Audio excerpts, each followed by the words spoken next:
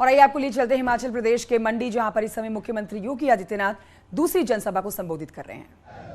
वैश्विक मंच पर भारत के परंपरा को मिल रही मान्यता इस बात का उदाहरण है। जब प्रधानमंत्री मोदी जी दुनिया में जाते हैं और वहां के किसी राष्ट्राध्यक्ष को हिमाचल की टोपी भेंट करते हैं तो हिमाचल प्रदेश वासी गौरवान्वित महसूस करता है कि देखिए हमारी पहचान को दुनिया के सामने प्रस्तुत कर रहे हैं प्रधानमंत्री मोदी जी। वैश्विक मंच पर जाकर जब प्रधानमंत्री मोदी जी कोई बात कहते हैं, पूरी दुनिया उनकी बात को बड़ी गौर के साथ सुनती है। और यही नहीं, भारत के अंदर प्रधानमंत्री मोदी जी ने आजादी के अमृत महोत्सव के कार्यक्रम में जब लाल किले की प्राचीर से देश को संबोधित कर रहे थे, उन्होंने अपने संबोधन में पंच प्रण की बात की। एक विकसित भारत का निर्माण करना। हमारा देश विकसित होगा तो हम सब तो विकसित होंगे, हम सबका विकास होगा।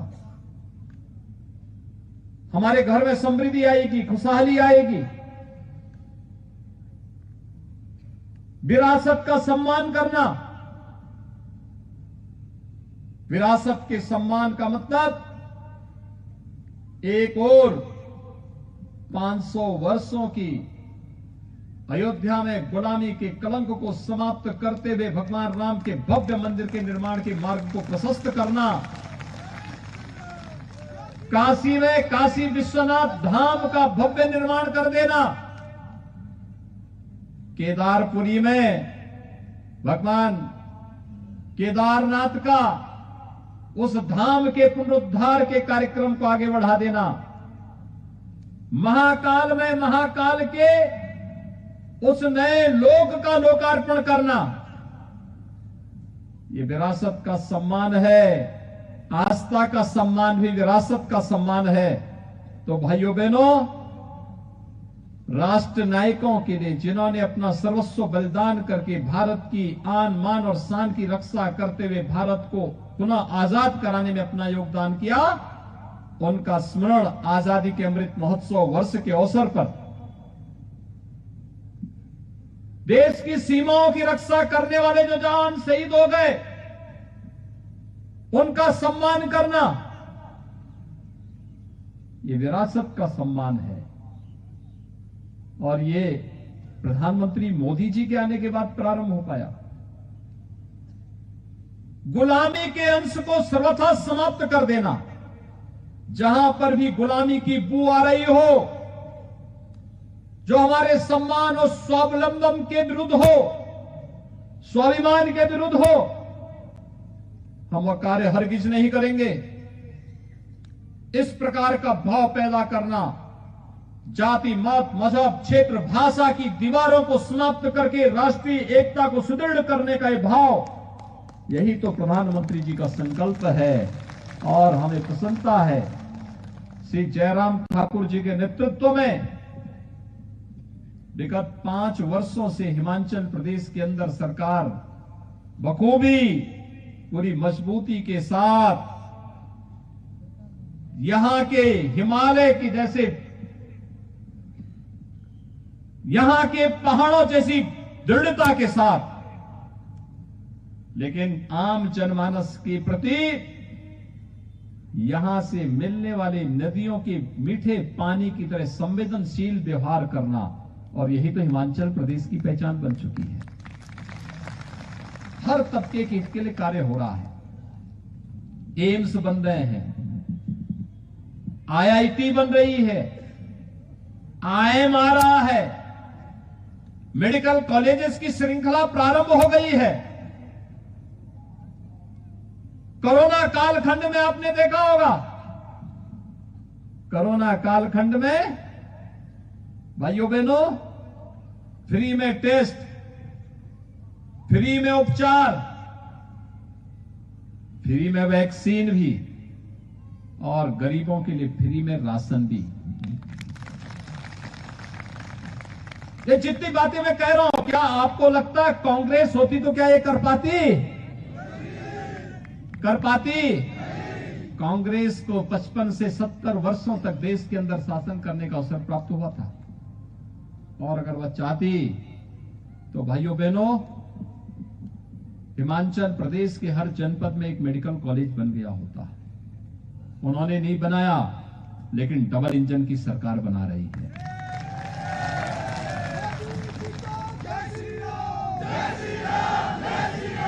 वैश्विक मंच पर कांग्रेस ने 55 वर्षों तक शासन करते हुए भारत को एक पिछलग्गू राष्ट्र बना दिया था।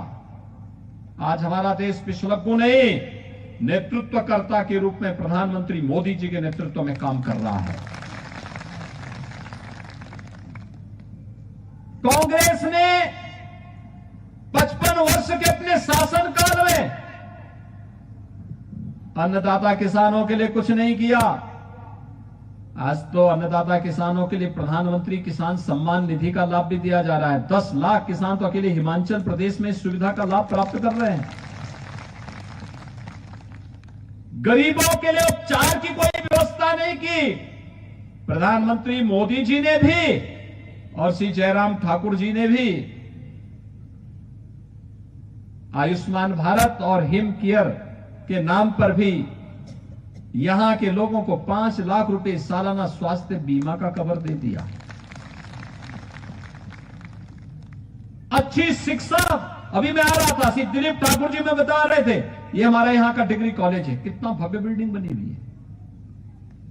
भाइयों बहनों, शिक्षा के केंद्र एक पहचान देते हैं, स्वास्थ्य के केंद्र एक पहचान देते हैं, नौजवानों के लिए रोजगार और नौकरी की सुविधाएं हो।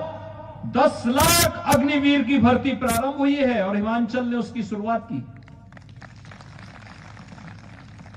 10 लाख नए नौजवानों को सरकारी नौकरी देने का कार्यक्रम प्रारंभ हुआ है। भाइयों बहनों, यह कार्य इसलिए हो पा रहा है क्योंकि समान विचारधारा की सरकार है। एक समान विचारधारा केंद्र में मोदी जी के नेतृत्व में, हिमाचल में जयराम ठाकुर जी के नेतृत्व में। और भाइयों बहनों, हिमाचल प्रदेश का तो ये सौभाग्य है कि भारतीय जनता पार्टी के राष्ट्रीय अध्यक्ष जी भी और केंद्र सरकार के सबसे युवा मंत्री भी हिमाचल प्रदेश से ही आते हैं। माननीय श्री जेपी नड्डा जी और माननीय श्री अनुराग ठाकुर जी भी हिमाचल प्रदेश का ही नेतृत्व, हिमाचल प्रदेश से देश का नेतृत्व कर रहे हैं। तो श्री दिलीप ठाकुर का भी चुनाव जीतना उतना ही महत्वपूर्ण है। भाइयों बहनों, इस प्रकार का कार्यकर्ता मिलना बहुत कठिन है जी। इस प्रकार का कार्यकर्ता मिलना कठिन है। 32 वर्ष से जो कार्यकर्ता केवल संगठन के लिए, मातृभूमि के लिए, विचारधारा के लिए कार्य कर रहा हो, जिन्होंने कार्यकर्ताओं के लिए सरकाघाट विधानसभा सीट के लिए, इस जनपद के लिए अपने परिवार की भी चिंता नहीं की, परिवार को की चिंता न करके पूरे जनपद की चिंता करते रहे। पत्नी चल बसी, लेकिन तब भी अपने संकल्पों से हटे नहीं। और भाइयों बहनों, यही भारतीय जनता पार्टी है। हमने यही संकल्प भारतीय जनता पार्टी में यही सीखा है। अपने लिए नहीं, देश के लिए जिएंगे, पार्टी के लिए कार्य करेंगे, पार्टी को सेवा का माध्यम बनाएंगे। और यह आदर्श उदाहरण श्री दिलीप ठाकुर ने मंडी जनपद में प्रस्तुत किया है। और इसलिए भारतीय जनता पार्टी नेतृत्व ने सरकाघाट विधानसभा सीट पर उन्हें अपना प्रत्याशी बनाया है। भाइयों बहनों, हमारी अपील होगी, कर्नल इंद्र सिंह जी से भी कि उनको आशीर्वाद देना चाहिए अपने इस बच्चे को।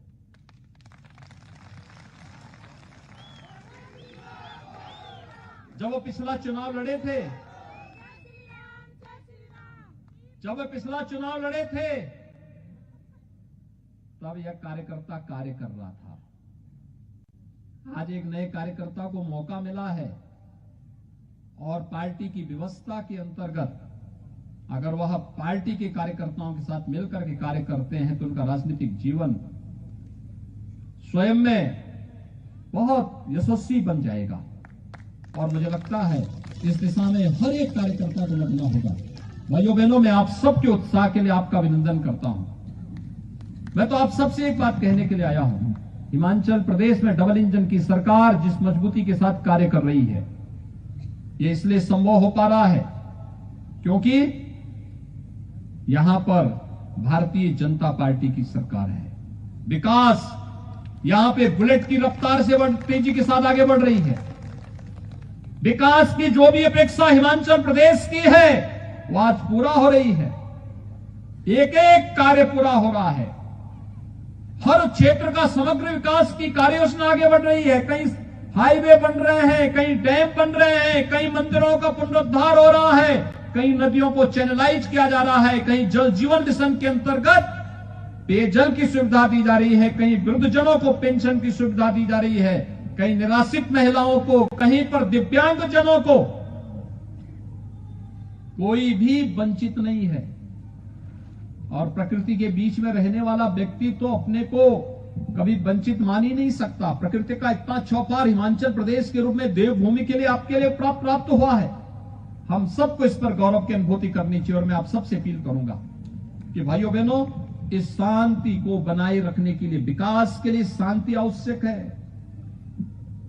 खासतौर पर इसलिए यहां पर मैं देख रहा हूं उत्तर प्रदेश के भी हमारे काफी भाई बहन यहां पर उपस्थित हुए हैं, काफी बड़ी संख्या में। और वे सब जानते हैं कि उत्तर प्रदेश में जब हम लोग माफियाओं के खिलाफ कार्रवाई करते हैं ना, तो वे इधर उधर कहीं ठोर ठिकाना ढूंढते हैं। और ऐसा ना हो कि कोई चूक हो जाए और फिर हिमाचल प्रदेश को अपना वो बना ले। उत्तर प्रदेश में तो नहीं आ सकते। उत्तर प्रदेश में हर प्रकार के माफियाओं के लिए रास्ते बंद कर दिए गए हैं। किसी प्रकार की समाज विरोधी, राष्ट्र विरोधी गतिविधि वहां नहीं पनप सकती। गरीबों का शोषण वहां पर कोई नहीं कर सकता। वहां पर तो अब विकास की डबल इंजन की सरकार भी उत्तर प्रदेश के अंदर तेजी के साथ आगे बढ़ रही है। कहीं पर अयोध्या में भगवान राम के भव्य मंदिर के निर्माण का कार्य चल रहा है, कहीं काशी विश्वनाथ धाम एक बार फिर से अपने वैभव को आगे बढ़ा रहा है। मथुरा वृंदावन में भी भगवान कृष्ण की जन्मभूमि और लीला भूमि में एक नई भव्यता आ रही है। प्रयागराज कुंभ की भूमि फिर से हम सबको अपनी ओर लालायित कर रही है। अब वहां पर विकास और समृद्धि के अलावा किसी माफिया के लिए कोई जगह नहीं। और भाइयों बहनों, हम भी इस बात को ध्यान में रखेंगे। कांग्रेस के आने का मतलब क्या होता है? अपने साथ माफिया को भी साथ में लेके आना है। कांग्रेस का मतलब माफिया को, कांग्रेस का मतलब भ्रष्टाचार को, कांग्रेस का मतलब करप्शन को, ये साथ में लेके, चोली दामन का संबंध है इनमें, छूट ही नहीं सकता। एक साथ लेकर के चलेंगे और कभी उससे मुक्त नहीं हो सकते, कभी मुक्त नहीं हो सकते ये लोग। और इसलिए देश की जनता कांग्रेस को अब हाशिए पर पहुंचाने के बाद राष्ट्रपिता महात्मा गांधी के सपने को साकार करने जा रही है। कांग्रेस मुक्त भारत, और कांग्रेस मुक्त भारत को आपने सिद्ध किया है, इसको आगे बढ़ाने की आवश्यकता है। और भाइयों बहनों, मैं आप सबका आह्वान करूंगा, 12 नवंबर को चुनाव है, श्री दिलीप ठाकुर को भारी बहुमत से विजयी बना के भेजेंगे ना? भेजेंगे। जहां तक मेरी आवाज जा रही है, दोनों हाथ उठा करके बोलेंगे, जिता करके भेजेंगे। भाइयों बहनों, श्री दिलीप ठाकुर जिलाध्यक्ष भी हैं, अन्य सीटों पे भी प्रबंधन के लिए उनको मार्गदर्शन देना पड़ता होगा। हो सकता है घर घर न जा पाए चुनाव के दौरान। आप में से हर भाई बहन को उनका प्रतिनिधि बनकर के घर घर जाना होगा। हर मतदाता को मतदान करने के लिए प्रेरित करना होगा। कर पाएंगे? करेंगे? 12 नवंबर को जब चुनाव होगा तो सर्वत्र कमल ही कमल खिलता हुआ दिखाई देगा ना सभी ओर। हम विश्वास करके चलें, मैं मान करके चलो कि 12 नवंबर के बाद जब 8 दिसंबर को मतगणना होगी तो हिमाचल प्रदेश में फिर से कमल पर, यहां पर कमल ही कमल नजर आता दिखाई देगा। विश्वास के साथ कह सकते हैं ना? तो फिर मेरे साथ आप बोलेंगे भारत माता की, भारत माता की, भारत माता की जय श्री राम, जय जय श्री राम। तो अभी आपने सीएम योगी आदित्यनाथ को सुना है। सीएम योगी आदित्यनाथ हिमाचल के दौरे पर हैं और इस दौरान उन्होंने 3 जनसभाओं को संबोधित कर रहे हैं सीएम योगी आदित्यनाथ, क्योंकि 12 नवंबर को चुनाव होना है। उससे पहले कई बड़ी बातें जो सीएम योगी आदित्यनाथ ने कही है कि माफिया अब की खैर नहीं, माफिया अब ठौर ठिकाना ढूंढते फिर रहे हैं। कांग्रेस का मतलब करप्शन है, सीएम योगी आदित्यनाथ ने तंज कसा है। विकास के लिए शांति आवश्यक है और यूपी में माफिया पर सख्त कार्रवाई जो है वो लगातार की जा रही है। यूपी में माफिया का हर रास्ता पूरी तरीके से बंद हो चुका है, तो लगातार जीरो टॉलरेंस की नीति के तहत ही काम किया जा रहा है। और जब सीएम योगी आदित्यनाथ को आप सुन रहे तो इस दौरान उन्होंने विपक्ष पर भी जमकर निशाना साधा है। कांग्रेस पर तीखा प्रहार किया है सीएम योगी आदित्यनाथ ने। और हिमाचल प्रदेश के दौरे पर हैं सीएम योगी आदित्यनाथ, क्योंकि हिमाचल प्रदेश में चुनाव होना है।